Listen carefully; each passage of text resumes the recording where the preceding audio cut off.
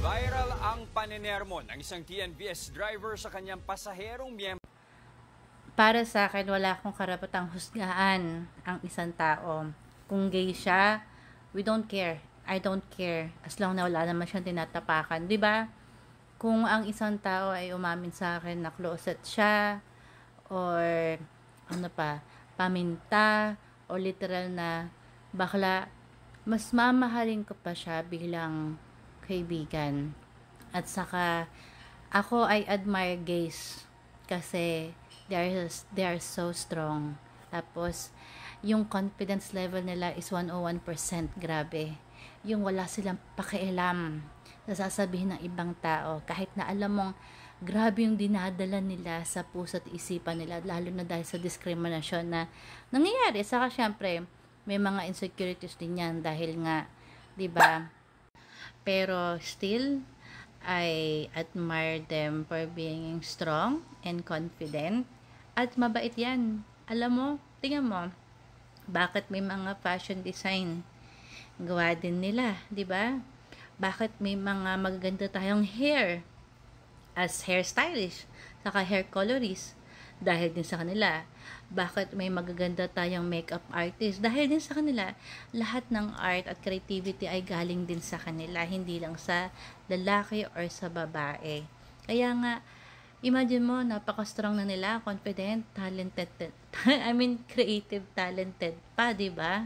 At saka, hindi sila, para sa akin na, they are so very open-minded. And kung magkakaroon ka na kaibigan na gay, para sa akin, gay pa rin ang i-choose ko. Kasi marami rin ako natutunan sa kanila. At saka, hindi lang sila very positive, pero very, very bubbly, napakakulit. Gusto ko yung parang wala silang pakialam, basta masaya lang sila at nagpapatawa sila. And look at the comedy bar, di ba? Napapasaya nila tayo. Saka, inggit na inggit ako pag nakikita ko yung mga malaking grupo na magbabarkada, tapos kunwari nasa Enchanted Kingdom kami, tapos makakita ako ng gay na nakapila, tapos taon-tawa sila, sigawan, andyan na yung pagiging komedyante nila, kakulitan nila. Gusto ko yung ganun, yung tawa ng tawanan lang. Pero when you open a very, very topic na alam mong delicate sa'yo at napaka-personal, maaasahan mo rin sila na kung paano kanila gawing kaibigan talaga na totoo.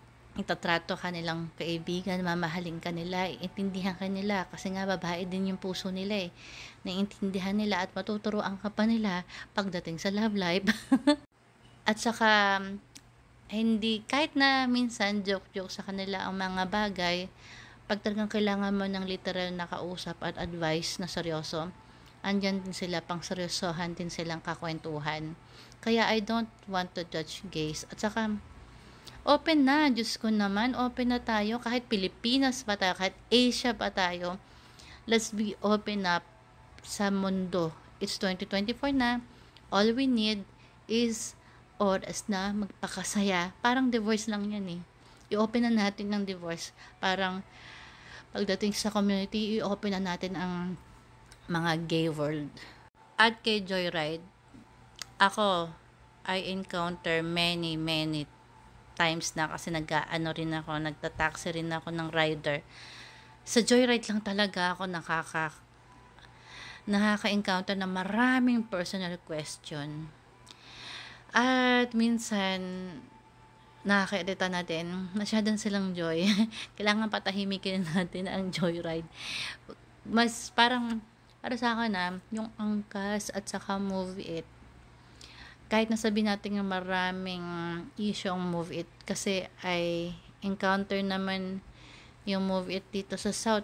They are nice and privacy, alam nila, hindi ka nila kakausapin, magdadrive lang sila. Ang Joyride, maraming ganyan talaga. Pati personal na buhay mo, uungkatin nila. Nakaranas din ako ng ganyan, nakasakay sa nakasakay sa Joyride taxi, tapos ang dami sinasabi, wala rin ako masabi kasi natakot din ako dahil syempre nasa loob ako ng kotse niya, wala rin akong dapat sabihin against sa sabihin ng tao, kaya tama yung ginawa ni kuya na tumahimik lang siya, Hindi siya nagsabing, stop kuya, mind your own business. Hindi niya binastos. Parang tumahimik lang siya at hinayaan niya magsalita si Joyride kasi minsan pangit din yung makikipag-argue tayo. Baka mamaya hindi din natin alam, 'di ba, kung anong next na mangyayari, especially nasa loob ka ng kotse niya. Kaya tama din, I salute you na naging respectful ka, na tumahimik ka na lang. And then, tama rin ginawa mong ni-report mo na lang na trending ka pa. Hindi naman dahil pasikat kasi we need an action for this one. So, yun lang. Yun ang point of view ko, ang haba. At, yun na nga pala. Happy Pride Month, everyone. I love you, queens, and you'll always be the queen of my life. At kung sakaling magkaroon ako ng kaibigan, open ang mga bakla sa buhay ko.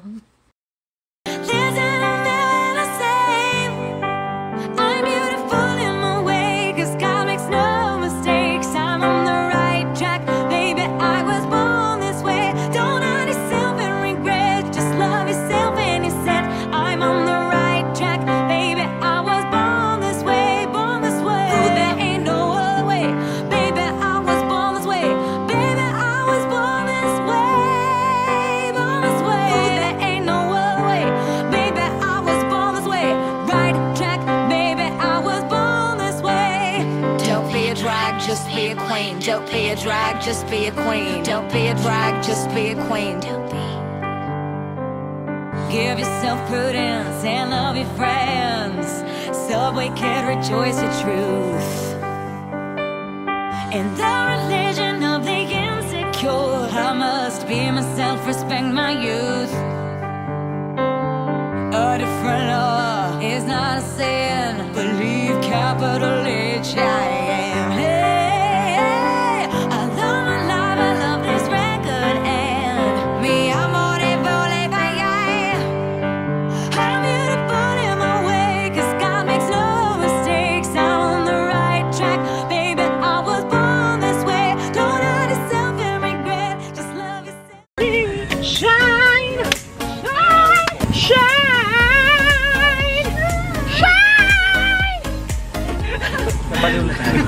Nakakabali yung amoy ng gas.